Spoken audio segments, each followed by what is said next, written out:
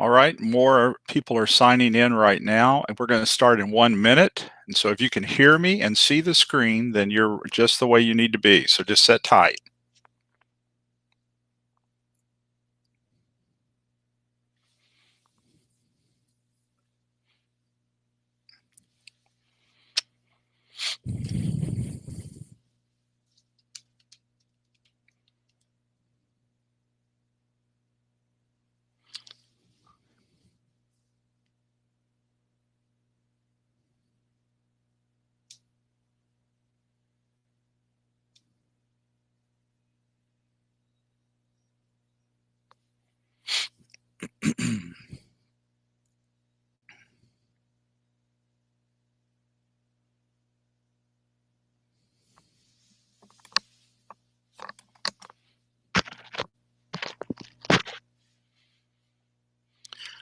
All right, everyone, good morning. I'm Keith Mathis, and today we're going to be talking about conflict and reduction techniques. And so here we have so many people that are signed in so many groups. We've got almost 100 people on this webinar today. So everything has been muted to where you're not going to be able to verbally ask a question, but your text should work. If you have a question or anything, you can send me a text. And so that should be working, but we've had to mute everything in order to get everyone accommodated for this. So welcome. Thank you for being here. Today we're going to be talking about conflict and reduction techniques. And one of the challenges that everyone gets into in a project or just in life in general is the issue of conflict. How to deal with conflict, whether it's you're a supervisor or a manager with your employees, or whether you're a project manager trying to deal with a customer, or whether you're just in the day-to-day happenings that go on to where you're having to deal with conflict around you. Well, let's go all the way back to 1986 when we talk about conflict. We use a term today called postal, and most of us have heard that term for years. Well, where did it actually come from? And this was where we really started seeing a huge change to where people had such violence in the workplace and violence in public. And it goes all the way back to 1986 when a part-time letter carrier named Patrick Shrell was facing dismissal, and he came in Edmond, Oklahoma, and he killed and shot 14 people to death before killing himself. And from that point on, it launched us into this term called going postal, and all of us have heard that term. Well, it seems like since that time, of course, we've always had conflict and we've always had people who have been violent in the workplace, but it seems like violence in the workplace is just has skyrocketed. And then when we add on top of that, kids coming into schools and shooting the schools up, and then we've got every kind of crazy person shooting up a church or a mosque or something, it has just skyrocketed like crazy with this issue of conflict. And we're trying desperately to treat people right, act right, and do all the right things, but yet in spite of all of that, there still seems to be a lot of tension and a lot of conflict. Well, today we're going to look at some of this. Now, how bad is it? Well, statistics says that conflict and violence, according to the U.S. Department of Justice, says that it's so pervasive that they classify workplace violence as a national epidemic. So I'm laying that foundation because conflict is here, and if you're going to work in a workplace, the odds are you're going to have conflict with someone, whether you want it or not. It's going to be there, and we're going to have to deal with it. Now, according to the Bureau of Labor Statistics Census of Fatal Occupational Injuries, there were 5,147 fatal workplace injuries that occurred in the United States in 2017. 458 of those were intentional injury by another person. What does that mean? It means that somebody got mad enough that they intentionally hurt another person on the job. You're talking 450 people who were intentionally hurt. Now, we're not talking about an accident of those 500 people. I mean, accidents do happen on the job. People do get hurt on the job. But we're talking about that somebody got so angry at someone else, they purposely hurt them. That's part of that conflict. Now, workplace violence falls into four main categories, and then we're going to talk about the conflict that leads to it and show you how to deal with this. There's criminal intent, obviously, desiring to commit a crime and has no connection to business or project. If you got a criminal who's wanting to commit a crime and somebody gets hurt, their goal was to commit that crime, so that's outside of what we're talking about here. But you do have customer or client. A customer who attacks an internal employee, berates a person, is very obstinate in everything they're doing. A worker-on-worker crime, which includes two co-workers who verbally or emotionally or even physically attack each other, and that's one of the pieces that we'll talk about today. And then personal relationships that even outside of work, the attacker has a relationship with the employee and their hostility is brought into the workplace. And you'll see this where, let's say, a husband and a wife are going through a divorce and the husband storms into the workplace or the wife storms into the workplace and verbally attacks the person or physically attacks the person, but it's on the job site, and you're having to deal with those type of things. These are real, and as I speak, you know they're real. So it's not pie in the sky. We hope that never to have to deal with this, but it does happen from time to time. Well, the statistics say that 1 in 4 workers are attacked, threatened, or harassed each year, costing millions and millions of dollars. And so a 2017 report said that 2.7 billion is what we're looking at, is that estimate of workplace violence, where it comes into the workplace and those type of things. And just think of all the stuff that's not reported. I mean, what we're talking about here is stuff that's finally had the police called, finally was reported with HR, was documented. But think about all the stuff that's never reported that happens between a customer and a worker or two workers. Okay, so let's walk through this and kind of get some framework here. Okay, first off, some conflict can be positive in the workplace. Now, after I've given you all this horrible information up front, then I turn around and say it can be positive in some cases. For an example, positive side of conflict sometimes in our lives, if it's held correctly, dealt with directly, and people communicate directly, it can allow frustrating situations to be discussed, bad events, and can keep bad events from escalating, and can allow misunderstandings to be resolved.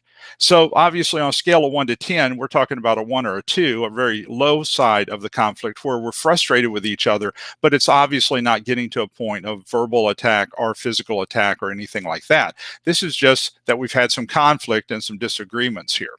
So conflict can have a positive side. So what are we talking about when we're talking about conflict? Well, first off, it's an interaction impacting opposite views, beliefs, or opinions. So we have conflict. And so we have different views and we're adamant about our views. Now, I don't know if you have any friends like this, but I've got 2 friends and one's a Republican and one's a Democrat. Oh my gracious. We all know those positions. I mean, everybody here, regardless of what we are, we have those positions. We know those positions. The only problem is these 2 can't say a word without automatically becoming polarized and wanting to fight about it all. And so, of course, you know, me, you guys who know me, I like to poke fun. So I sometimes will bring a topic up just to kind of juice it up when we're all having supper together. In the name of friendship, obviously, is what I'm talking about. But we have those people who are polarized on different views, and we know that people sometimes they can't talk about those views. They're angry when they talk about those views. They're very adamant. They're brutal to other people who have a different view. And so sometimes we're going to have different types of conflict. All right. Now, when we bring conflict into the workplace and talk about conflict that happens in the workplace itself, one of the most common is in project. So in projects that we're working on, why would people have a conflict? Let's list some of the most common, okay? The first would be a project priority. Resources, both internal and external, that we're fighting over, schedule changes, cost overruns, different technical approaches, personality conflicts, different methodologies and processes. Now, in looking at this list, some of these obviously will happen in different circumstances, but all of these can be very challenging. We do have different priorities with our projects. Some are driving strategic initiatives and some are not. And so what happens is that it's an important project, but one of the things that happens is the project that's driving the strategic plan is going to be the one that gets the resources, or if push comes to shove. A lot of times when we start looking at different technical approaches, you'll see technology people arguing about what's the best approach to be able to create this project. And of course, both of them have a motive of wanting to do something great in what they're doing. But the challenge is that they have different viewpoints. It's not bad. That's why you've hired these people. That's why they're working on these projects. They're very creative. But the problem is they've got different aspects and different ways of looking at things. So the differences that are positive if we can learn how to communicate. But the differences are bad if we get polarized. And that's what we get into. Personality conflicts. Oh my gracious, we all have different personalities. And the thing is learning how to utilize those personalities in a better way. Emotional intelligence would help us in that. And then different methodologies, different processes, nothing wrong with any of those. One of the things that we're doing right now, I'm in the middle of writing a Scrum program right now for the state of Kansas. And so I'm going to be teaching that later this year. Well, in writing this, one of the things that you discover is that there are people who are adamant traditional project management. And then you have people who are adamant agile or Scrum over here. Both of these have a place in project management. Neither runs every project perfectly, but sometimes we get our position of what we like, and that's the only way we look at it. And both of those have strengths, both of them have weaknesses as we look at them. All right, now let's look at 7 mistakes to avoid as a project manager when looking and dealing with conflict. Now, number 1, not detailing the project vision, so people have conflict over it because they don't understand what the project's goals, objectives, mission, priority is. Failing to look at the project team as experts. Sometimes that will create conflict. Let me give you a real simple example, and maybe you've experienced this. Let's assume I'm a project manager, especially old style project manager, where I spoon feed the information to my team. Well, that's going to struggle. That's going to struggle with them a little bit because I'm not looking at my team as experts. I'm looking at them as worker bees. And that's going to fight against everything that they're wanting to do. They want to make decisions. They're wanting to be able to take that information and run with it. Sometimes also controlling and holding on to all authority. In other words, I'm the central authority and you can't do anything without asking my permission. That fights against project management today and creates conflict. You'll lose some of your newer employees, your millennials and your Generation Zs. You're going to lose those in the workplace, and we'll talk about those in a moment. Making poor decisions, obviously, never praising or recognizing the work of others. I'm great, but you're one of my workers on the team, or you're one of my team members, and I never tell you you did a good job. A little or no communication exchange. I tell you what to do. I tell you whether or not what the next job is, but there is no communication apart from that. Or failing to expand your own PM skills. And so what happens is that I'm not growing, I'm not developing, I'm not changing my management style to accommodate the new projects, the new type of projects that are coming out, and the new type of worker that's in the workplace today of your millennials and your Generation Zs. Now, let's look at these generations we're talking about very quickly here. Now, the purpose behind this is not to make you an expert in generations, but we do have to consider this. Part of working with people is understanding where they're coming from. Now, let's go all the way over to traditionalists, and this would be my grandparents. This would be my parents, actually, was who that would be. And so if you start looking at my parents, my dad was born in the 1930s. Of course, he's passed on now, but he was born in the 1930s, and so he was very much a traditionalist. And so if you look at the pattern of someone like that, they have certain type of patterns. And not everybody is 100% these, but it gives you an understanding of kind of the viewpoint people have. So he was long-term work. The idea was you go to work for a company, you work there long-term. That same pattern carried over to the baby boomers. That would be my age group. I was born in 56. And so these ages, these ranges here are what sociologists have basically patterned people after. And of course, the closer you are to the change of a date, the closer you could be to one of the other patterns too. Generation Xers, they're 1965 to around 1980. There's about 46 million of them. They have drive, they embrace change. And then you've got your Generation Y, which are your millennials, which is 77 million of those people. And you've got Generation Z, which is 72 million of these people. And so what you're seeing in these two groups is a group that is totally opposite in many cases of the baby boomer generation, which would be my generation. So like for an example, the millennials are the highest educated generation of all times. They've got more education than any other generation in most cases. So they have high expectations. They seek new challenges. They and Generation Zs are wanting to make more decisions in most cases. They don't want to be spoon-fed every answer. You're going to lose these people. They're going to find another job. Qualities that they might have. If you look over to baby boomers, they're very competitive, pay your due, work your way up through the system.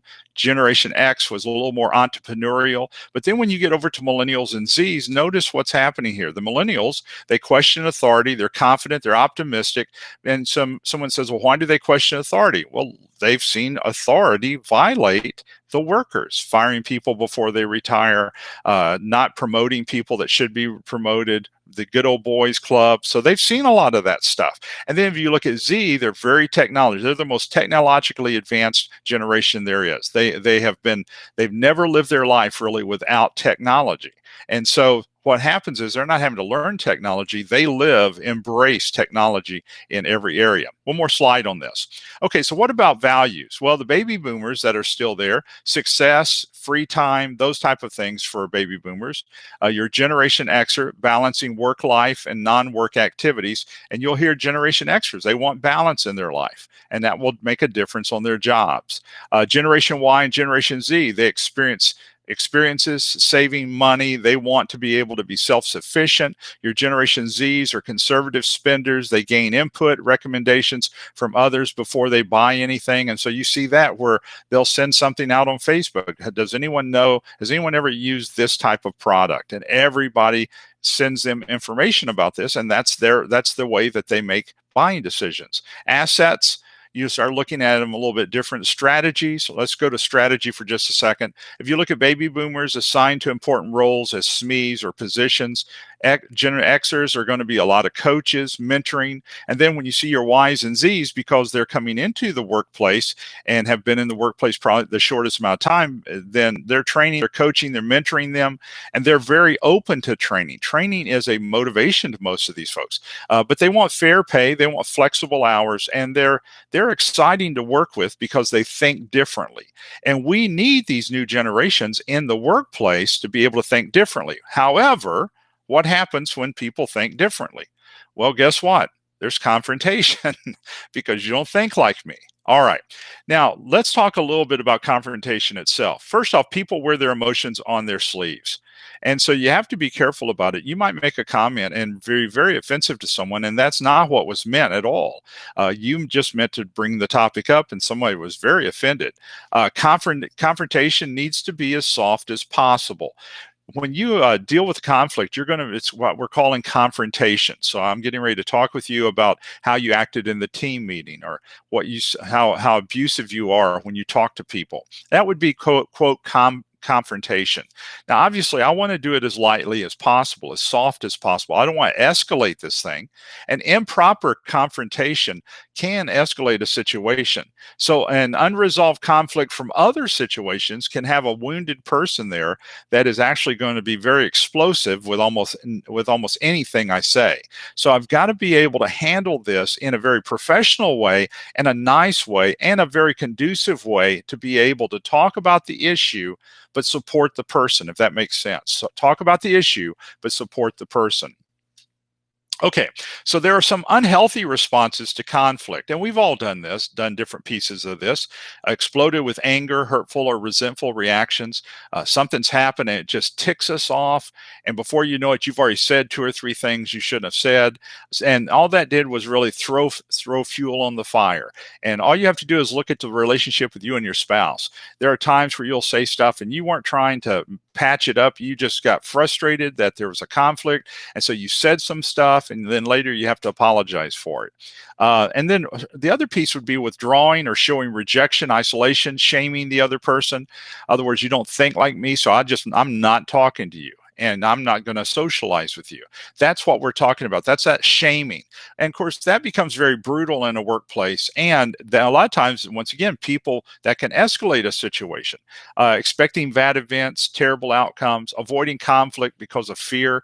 And let's talk about that last bullet point for just one moment. None of us like conflict. We don't get up that day thinking, okay, who am I going to have to confront today? I am so excited. I mean, if you think like that, then something's wrong with that medication balance that we're on. We all know that. We don't think like that. We dread conflict. We dread that we're going to have to confront somebody, even if we're doing it for the right reasons, the right motive, and we know it needs to be done. We normally don't look forward to that conflict. Okay, so let's look at some destructive conflict first. Let's look from three positions at destructive conflict: the persecutor, the victim, and the rescuer. And so when we look at conflict of how different roles are, and we'll look at different patterns of roles, it makes a difference on how people view that conflict. So let's take these and look at them one at a time. The persecutor, this is going to be the person who has destructive behavior. The persecutor is normally very verbal and might even be indirect and make those little side comments that we've all heard in team meetings. So they could be physical if it escalates enough, but you'll normally see in a workplace, you'll normally see the verbal and the indirect stuff. They'll slam a person and some of those type of things, and that will come up over and over again. Jim just mentioned, I think some Myers-Briggs types, like extroverts, are okay with conflict. I think sometimes you're right. I think they handle it okay. But most of the time inside, I guess, is the piece I'm talking about. You normally aren't looking forward to it that much. But yeah, I think sometimes in the extroverts, sometimes you've got the extrovert who say, okay, well, that's okay that I'm dealing with conflict. And it's part of the job sometimes for you to do it. But anyway, the persecutor, these actions make them feel strong, superior, dominant. And you will find some people who love to make people feel like they're second-class citizens in a team, or second-class citizens in a subject matter expert workshop or group where you're working with a project. Some people, they do get a thrill out of making other people feel second. So the persecutor. The second type person sometimes is the victim. The individual will use non-assertive behavior. The victim sometimes will try to make people feel, or they feel helpless, and they want to let people make them understand that they feel helpless, they feel inadequate, sad, scared, whatever you want to put to it. This behavior causes others to want to rescue them. Or persecute the victim who's dealing with this. But you'll find other people who want to rescue the victim. Now, the problem is that sometimes the victim maybe did need to have some discussion over some things, but the problem is that they've set themselves up as the victim so that other people will either feel sorry for them or protect them. And that way, nothing really changes in their life, and they're not really challenged if they're not doing what they're supposed to be doing. So there's a positive and negative that you'll see in a lot of these. The other would be the rescuer. This individual will attempt to step in, assist, or help solve the victim's problems in particular. The rescuer, some of the actions is they'll not say no. They're going to help. They want to help. They take responsibility for solving the victim's problems. The downfall of this is that you're trying to fix something for somebody else. I'm not opposed to stepping in for a victim at times and different things like this, but I can't be a rescuer for everything, and I can't step in for everything. And sometimes in some of these, we need that person to be assertive enough to take up for themselves without escalating a situation. We're going to talk about assertiveness here in just a moment, but we do need to be assertive. For an example, if I would step in for you to keep somebody from saying something for you, but then sometimes what I will do is I won't step in or say what I need to say when they're attacking me. But I would have if they were attacking you, if that makes any sense. And so that shows sometimes that I'm not willing to take up for myself. I'm willing to take up for you, but not take up for myself. And sometimes that's that piece of assertiveness that we're needing to deal with here. All right. Now there's drivers of conflicts that we've talked about before. So let me remind you that difference of individual differences, different opinions, different life experiences, personal goals that might conflict with other people. So we can have some of those differences that are going to be there. And those differences are fine. But so once again, I have to understand you're different than I am. You think differently than I do. You have different experiences, and all that's okay. So here's our slide for us personally. Anger. I get angry most frequently when what happens and to who? Is it from work? Is it from the close relationships? Is it social life? Is it friends? Is it the time of day? Is it interpersonal situations? I mean, think about some of the times the things that frustrate us. Now, I will tell you that over the years, I've noticed that I get more frustrated or angry when I'm tired, and I have less patience when I'm tired. If you've ever gotten into traffic, the person in front of you, you know that of all the crazy people in the world, that person is in front of you, and they're driving silly, they're hitting their brake in stupid places, and there's a little thing that goes off in your head, and you think, oh my gosh, I wish I had those rubber bumpers on the front of my car so I could do a pit maneuver on this person, just like they do on cops. I mean, that's what we're talking about. What is it that punches your buttons that causes you to that anger to increase? And some people it's traffic, or some people it's being talked down to, or some people it's someone yelling at you. All these things can cause us to do certain things, but some of this makes us more angry than others. And so we need to understand what makes us angry and how to be able to contain it, especially in these conflict situations, so we don't make it worse. Okay. Now, there are times, though, that we do need to push back. The need to be assertive. A definition of assertiveness is the process of boldly doing what's needed with tact and respect. Now, let's talk about it from two sides. One is being assertive, to where if you're trying to attack us personally, I'm willing to take a stand for myself and not let you do that. The other side of assertiveness is that I'm willing to confront the person on my team that's driving everybody nuts and attacking everyone else, so that they stop that behavior and those actions. So you've got assertiveness personally, you've got assertiveness also when you have that role and responsibility. And we have to step up sometimes and take that role and responsibility in these cases. Now, assertiveness is not, let's make sure we understand this, it's not allowing me to be a jerk and treat people or cuss people out and shame people or run people down. That's not the purpose for assertiveness. It's not allowing me to humiliate another person. It's not allowing me to bulldoze over that person. Assertiveness is the willingness for me to talk about those things that we normally don't want to talk about or bring up. It's the elephant in the room that we're going to bring up so that we can talk about their behavior or what they said or how they acted and so forth. And so we're willing to talk about those things and do it in a nice way, as nice as possible, as soft as possible when we do that. Okay, so why are people not assertive? So I'll list a few of these, so please don't be offended with these. I'm trying to keep it real here. Number one, fear. And so people can fear a lot of different things. They can fear the escalation. They can fear that other people might jump in. They can fear that the person feels like they're being attacked. Gutless, we just are so don't have that assertiveness in us. And we've been put into a role to where we have to be more assertive. And so a lot of times that can be trained out of a person. But a lot of times you'll find people who they just wimp out when it comes to being that responsible person and taking the stand that needs to be taken. A lack of skills, that's a training issue. Uncomfortable confronting, and like I said, most of us don't like confronting, but we do it anyway. And then retaliation. Let's call it the way it is. We're fearful that somebody's going to retaliate, or is that somebody's not going to like us, and we want to be liked in most cases. But retaliation is a true fear today. When you read that somebody was doing a performance appraisal and they did everything right, and somebody came in into the workplace with a gun, there's an element of that fear of retaliation is going to be there in some cases. Even if we do it all right, there's still an element that somebody's going to do something like that. Okay. So handling that uncomfortable feeling, let's talk about us inside first. We've got to be able to deal with that feeling inside, or what's going to happen is that feeling will dominate us, and that dominance will cause us not to be assertive. So we've got to focus on what we can control, how you play the game rather than winning or losing in some cases. So in dealing with that feeling, what can I control about that situation? And what can I control? Now, I'll give you a separate example here. Here in Springfield, we're active at Spring Hill Baptist Church. Well, you've got so many people who come in or shooting up the church. I mean, we have a security team. So we've tried to control that situation in case somebody comes in to hurt us. But when I'm at church, I sit on the back row.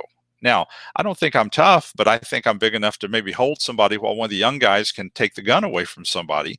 But I have to think about that. I sit on the back row, and I'm sitting close. So if somebody comes in, then I'm hoping I can see them, and hopefully that would be able to prevent something. Even though we've got a security team, I do think about that in church. Why? Oh, we know every 6 months some church gets shot up. So what can I control? What can I not control? Now, if I allowed fear to control it, I'm not going to church anymore because somebody might shoot it up. But in this day and time, I better not go to Walmart either because of that. So we can get out of balance. Truth out of balance becomes error. And so if I allow fear, which is true, I should have an element of concern maybe. to get out of balance, then it will become error for me. Now, begin by stating what the problem or concern is so that I know what I'm dealing with here, that I'm concerned about this happening. Focus on things we can do because it gives us power to be able to do this. And so if I'm having to deal with somebody who is acting abusive to other people, what can I do about that situation? Well, I can control how I talk with them. I can control when I talk with them. Those give me power to be able to confront that. So how can I solve this problem?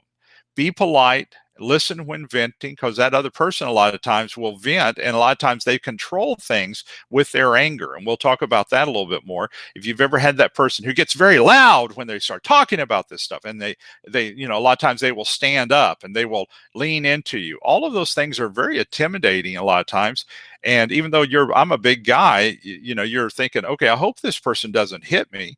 And those type of things. So you be as polite, listen when they start venting, explain how and when you're going to follow up with them, or how and when you're going to communicate more with them if that needs to happen. Collect the facts before you confront. A lot of times people think they're going to do this off their hip and just shoot from the hip on this. That's usually not a good thing for us in confronting. And be careful with placing blame. You want to talk about behavior and performance. Let me say it again. You want to talk about behavior and performance. When I've coached executives and I talk about attitude, no success. But when I talk about behavior and performance, that's measurable. That's something that you can put your finger on.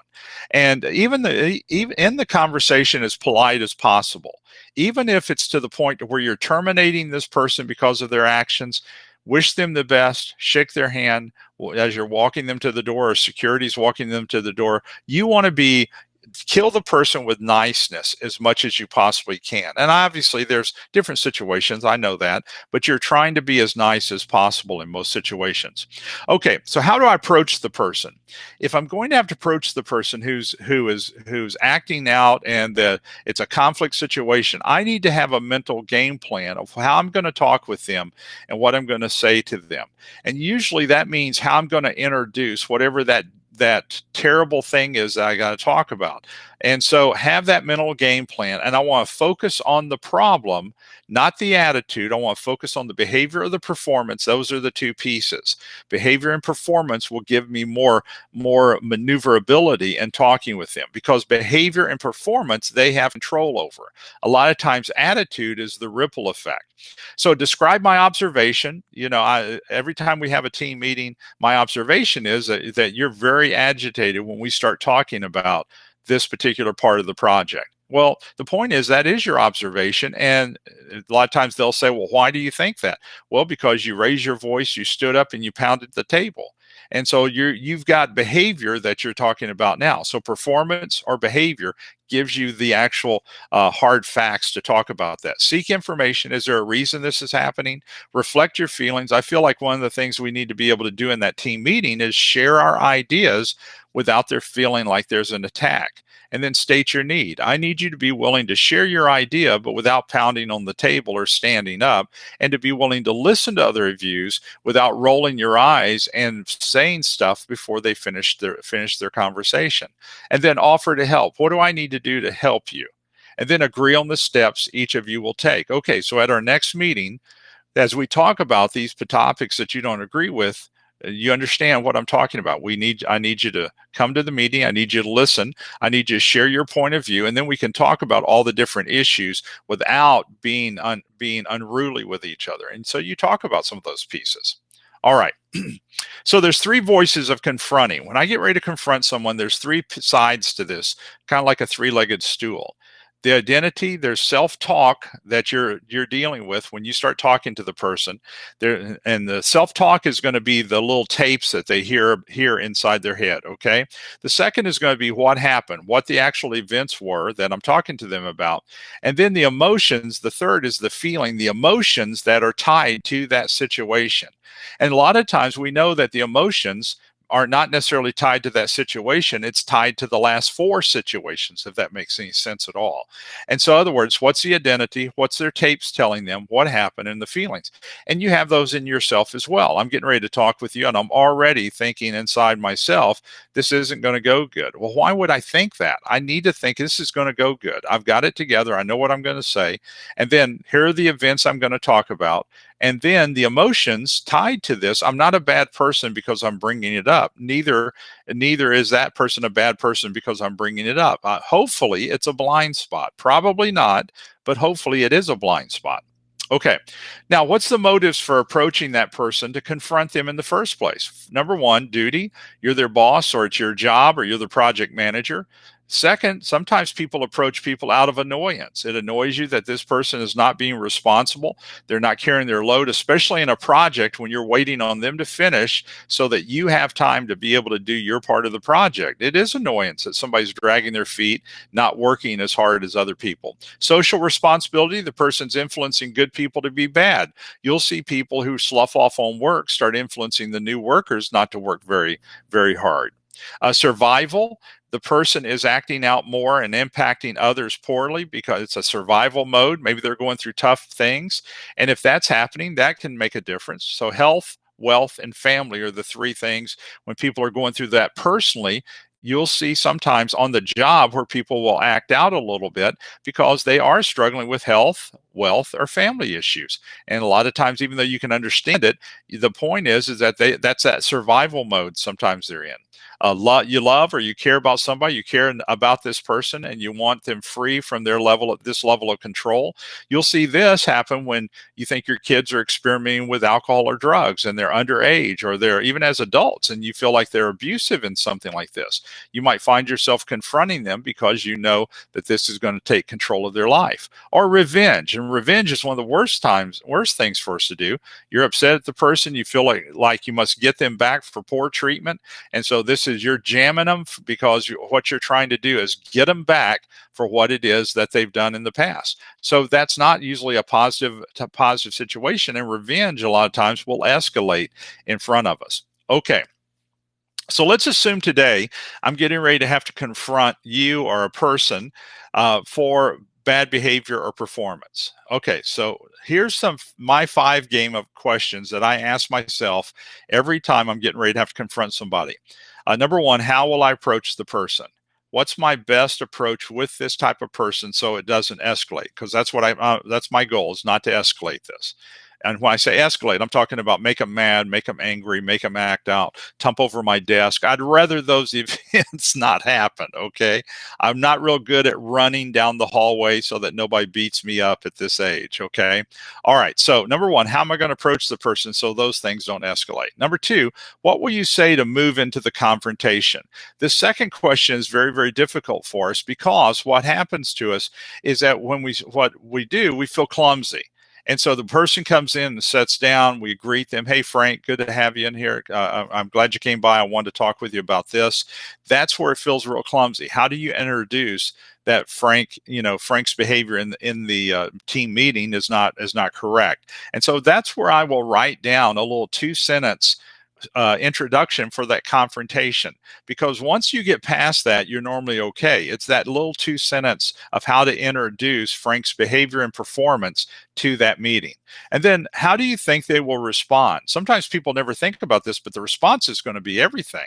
How they turn around and respond to this is huge, because the words you say, they could turn around and not say anything, or they could turn around and escalate this thing. What will be their rebuttal?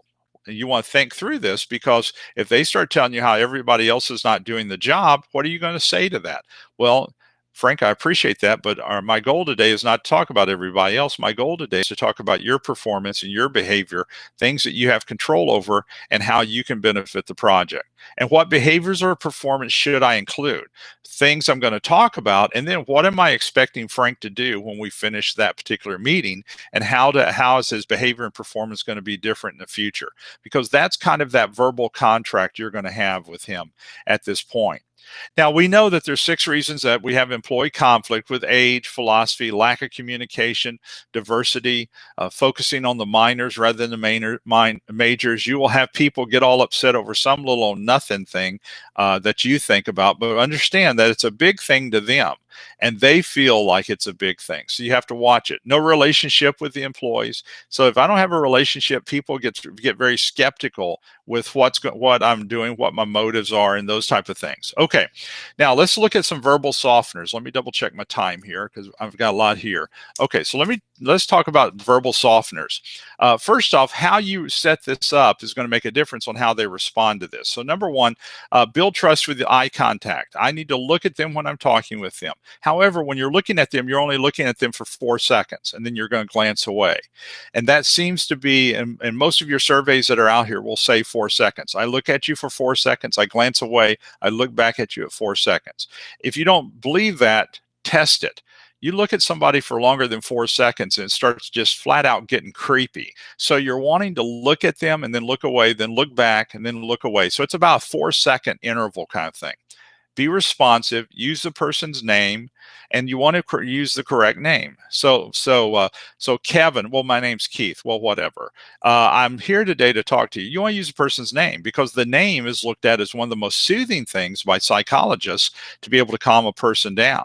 But if you mispronounce their name, it can escalate it. So you want to use their name, be sincere when you're speaking, and you probably have built this relationship with them.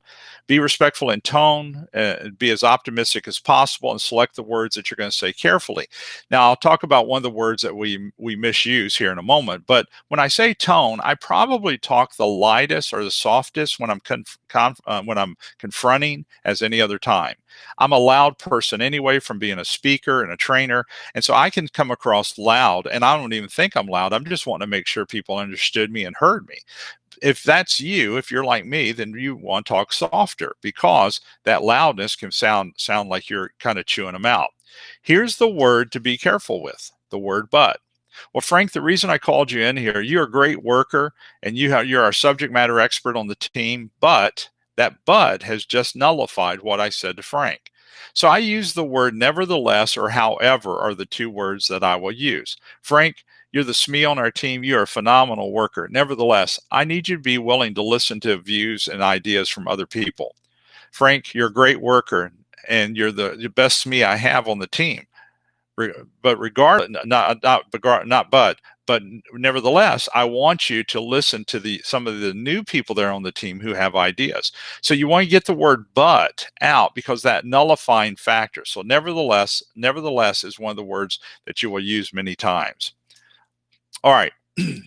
Here are some things that I just jotted down, and because I wanted to give these are real things that I actually say to the person in introducing some of this. I'm sure it wasn't your intent. However, I need you to listen to other people on the team. I'm sure it wasn't your intent to cut somebody off. However, I need you to let them finish talking.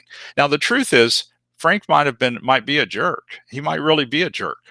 And maybe it was his intent. I can still use these, especially in the early stages of confronting that person.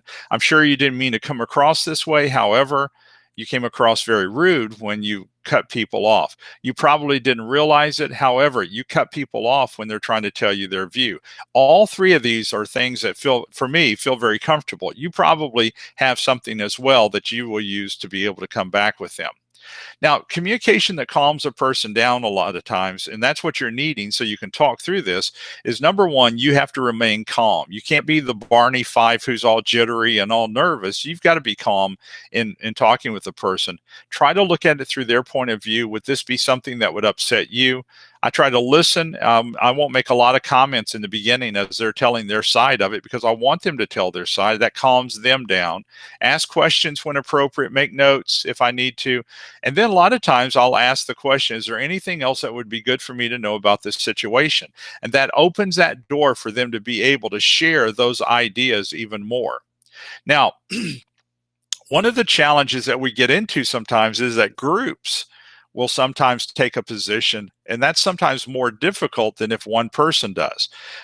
So a lot of times when groups start having that conflict, a lot of times will have a conflict with another group. You'll have little or no trust with each other. People will start putting everybody into a group. Well, you know how those people are over in the business department. You know how those people are over there, wherever over there is. And then intergroups become closer, almost like a clique, and they start keeping everybody outside.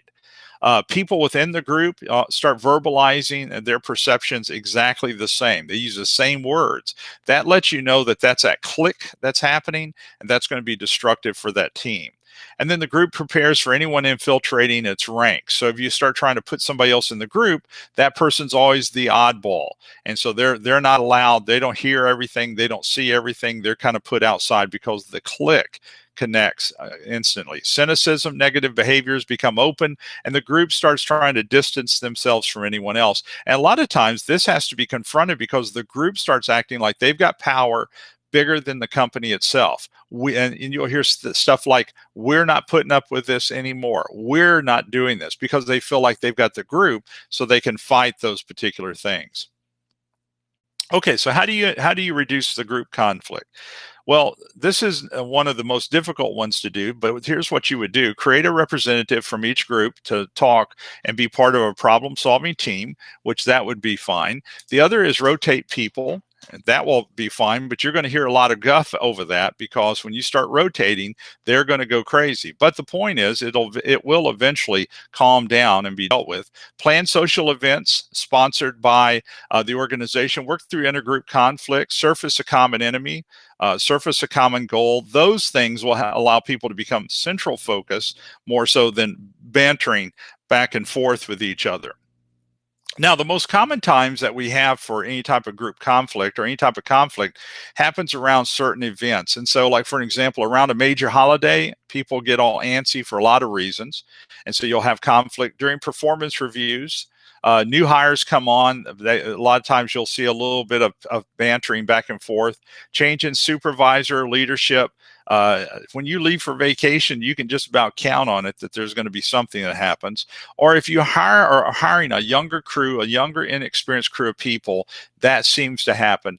And then if you're going through major expansion, major growth, and the organizations just experience a ton of change in the culture, then you're going to experience this. Or cutting back, where people are hearing that we're going to have to make changes and cutbacks because of, like, the economy or something like that, you're going to start hearing a lot of other group conflict. So how do you disagree agreeably? Because that's what you're trying to do. That means we're respecting each other's ideas, and we're listening and supporting. We're asking questions. We're being supportive. When we disagree, we do it in a non-judgmental way, meaning I'm not attacking you. I'm not putting you down, but I don't agree, and here's why. And then I'm offering other solutions, and those solutions are listened to. Now, let's pull this together here in these last few little pieces here. Sometimes in the workplace, the conflict you're having is because of other reasons, not just because of somebody just being obstinate. Sometimes there actually is some type of disorder, and that disorder maybe has not been diagnosed.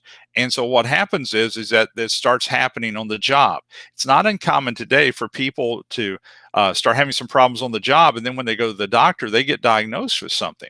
Now, this is not to make you an expert on this. This is not to say, oh, I don't want these kind of people in the workplace. They're there. They're already here. But it's to kind of give you an idea. So I want to talk very quickly about four very brief ones: the borderline personality, the narcissistic, the antisocial, and the paranoid.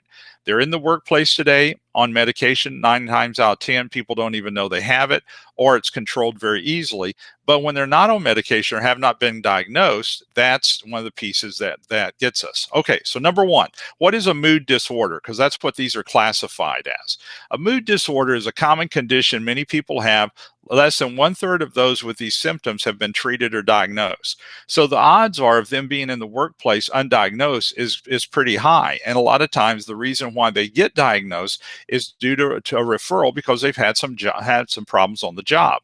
So the diagnosis happens when personal life gets into crisis, outbursts take place on the job itself, our life becomes so unstable and disorderly that it actually affects their life, and many times it's carried over into the job. So let's talk real quickly about the borderline personality. These people can be wonderful people on medication, but they can be impulsive, divisive disorder. It can cause intense emotions and disruptive behavior, and the person many times doesn't even know why this is happening, and that's why it needs to be diagnosed a lot of times by someone, and we see it on the job. They struggle with interpersonal relationships. They're impulsive in areas such as substance abuse, binge eating, reckless driving, mutilation. Sometimes they're unstable due to highly reactive moods, which shows irritability. Their difficulty controlling anger, stressful situations. They have mood swings, and a lot of times, once these folks have been diagnosed and are on medication, they can be a great worker. You also have the narcissistic personality. This person does not feel content unless they are controlling others around them. They boss people around, they manipulate, they desire for all focus to be on them. Their goal and desires are the most important. And so they have a hard time with other people's opinions. And so it could be that they are a narcissistic personality. It's all about them. You also have the antisocial personality, and this person fears people and fears situations. They act out with intimidation to hide their personal fears. So they'll sometimes be very aggressive so that they can keep people at bay. They have aggressive conversations. They try to control people verbally, even physically in some cases, and they expect bystanders to do nothing because when they act out. But once again, antisocial personalities, once it's diagnosed and on medication, it can be something that is controlled. And then the last one that's in the workplace too sometimes is the paranoid personality. This person is more noticeable when a person has reached a certain level of superiority of position. They're concerned people will hurt or sabotage them, their position, their reputation. They're preoccupied with suspiciousness of others with no proof. They're reluctant to confide in anyone. They read into any discussion or situation to where it might be threatening or disagreeing, that might be disrespectful. So they're much more sensitive to those disagreements. So you have the paranoid personality. All right. Now, let's talk real quickly here about some conflict management strategies. The first is going to be collaborating. That's going to be a win-win strategy. Compromise. We win some, lose some. Accommodating is a lose-win. I lose so that you can win. Competing is a win-lose situation. I win, but you lose. And then avoiding, a lot of times, there's no winners and no losers. Now, obviously, collaborating is what we're going for, to where both of us are winning. We've got a good strategy. We've calmed the situation down, and it's something that we're going to be able to bring together. Now, collaboration, the drawbacks is it takes time to do this. People abuse the trust and desire to work together. The best time to use it is when there's cooperation and trust, when those involved really want a situation to be solved. So you've got some wonderful people who work with you. Collaboration is what they want. They've just had a little bump in the road to where they've had different ideas and maybe had a couple of words over it, but they really do want a win-win situation. They want to collaborate. Compromise, though, a lot of times we talk about this, but compromise is a win-lose situation. It's hard to do if the demands are too high. People might not follow through with the agreement. The best time to use a compromise is when people have the same goal, when it supports a common goal, and so we compromise to be able to support that goal and move forward. We have accommodating. I lose, but I'm willing to let you win. It focuses on giving into one idea. People can experience failure and lose credibility. That's a drawback. When's the best time to use this? When you're okay with letting people experience failure, or when you are attempting to build harmony. So you're willing to lose that event or lose that item to let someone else win because you want to show that you're going to support them. Competing, I win, but you lose. People retaliate when they lose, or people can feel you're pushing your agenda or escalating conflict. That could be a drawback. On the other side, the best time to use this is when you need to stand up for one's rights, or when you're needing to make a decision fast. So that competing, I'm winning but you lose, means I made the decision. We don't have time to drag this thing out and make it last. And then avoiding, there are times to avoid where there's no winners and losers. The drawback is you're putting off a decision, and it could make the situation worse. Important decisions might be put off for a later time. And then on the flip side, the best time to use it could be when additional data and information is needed, when emotions are too high to make a good decision. And so we avoid something because everybody's too hot for us to talk about it, especially when you've got two groups. So we avoid something and we put it off a little bit until a little later time so that we can talk about it when everybody's calmed down. Okay, so what can we do to control others' actions? Okay, there are some things that we can do that will help us in being able to pull and control some actions. Be courteous, be friendly, be kind, give them a way out, and circle that last bullet point in your mind. Okay, give them a way out. We don't want to box them into a corner to where they cannot come out with a decent decision that will help them save face if at all possible.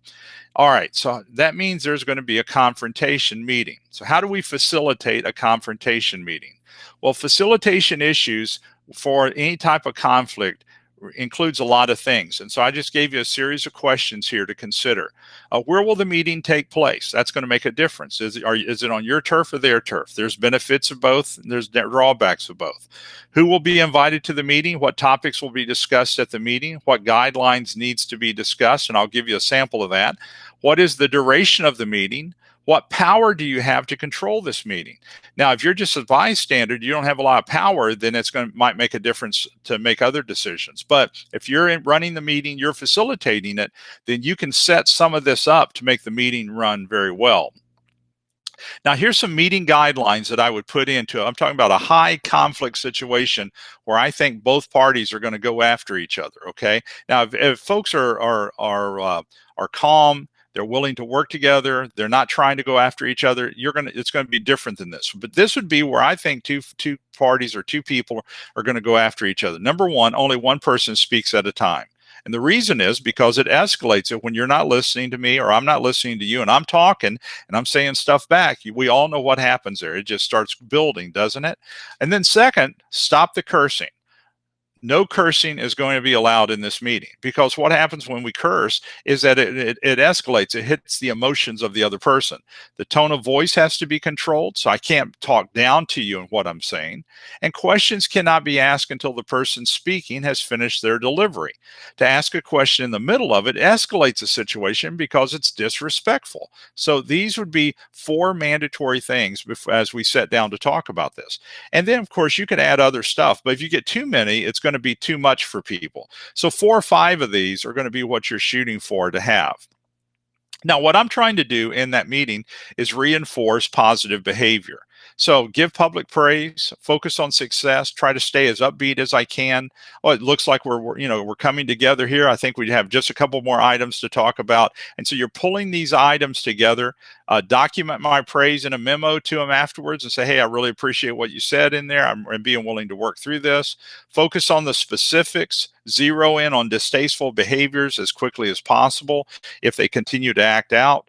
And try to find out what the root problem is of that attitude problem. So we talk about behavior and performance, but I don't totally blow off the attitude. Is if they've got a bad attitude, what's creating that attitude on the job?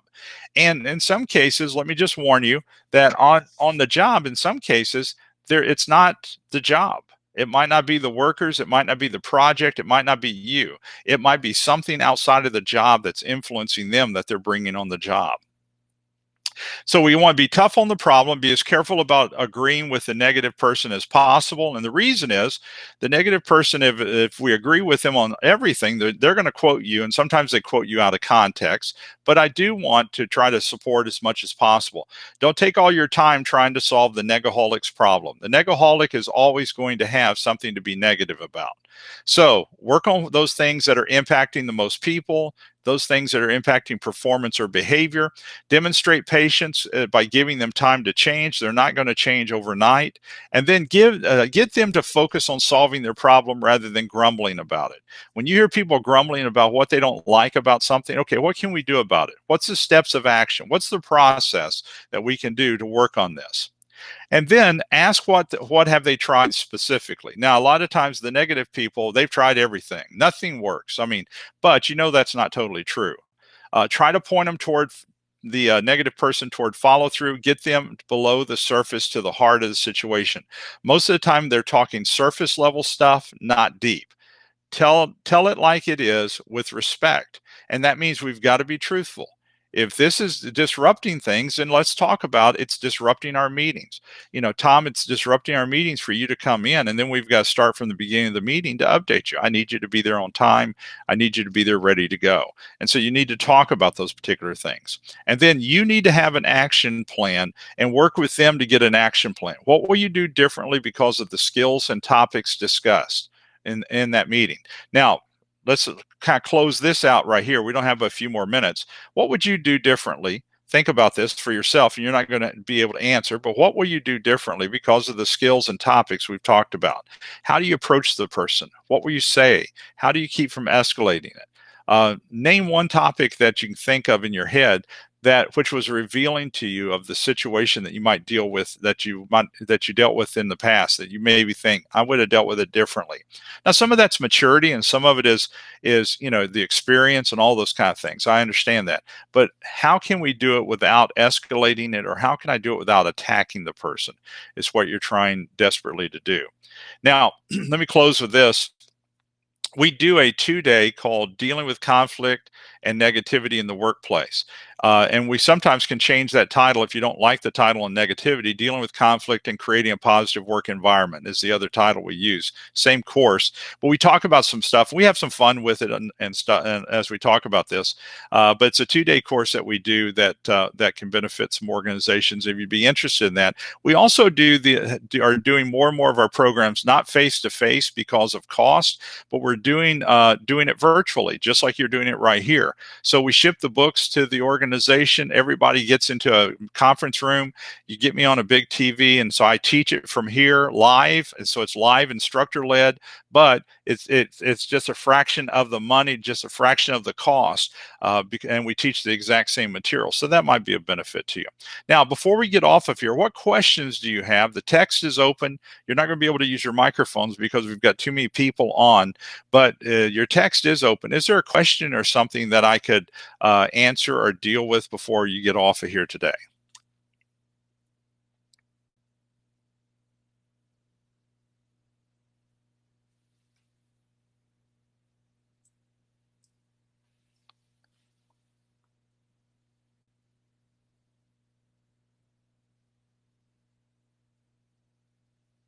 Okay, some of you are typing. That's why I'm waiting on if you can't see anything. So some folks are typing. So let me see what some of the questions were.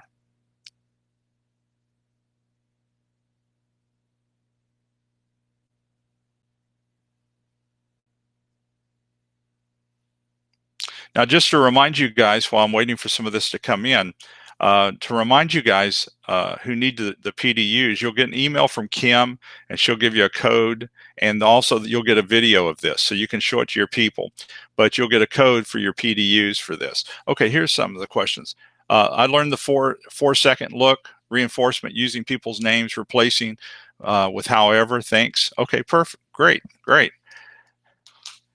That 4-second look, you go 6 seconds and people think it just feels creepy. You ever have anybody just kind of staring at you and you just think, okay, what's wrong with me? Do I have something on my face or on my chest or on my shirt or whatever the case may be? All of that, all of those things happen. All right. Does this model change when there are strained union relationships, ongoing grievances, which are preventing collaborative discussion? The union situation is a kind of a combative situation sometimes, and I still try to do a lot of this. But obviously, you've got union rules and guidelines, and of course, it's going to make a difference on who's there. And sometimes you're not really talking to the employee; you're talking to the union representative, and so the behaviors and performance that you're mandating is having to line up with the contract. So it will change in that direction.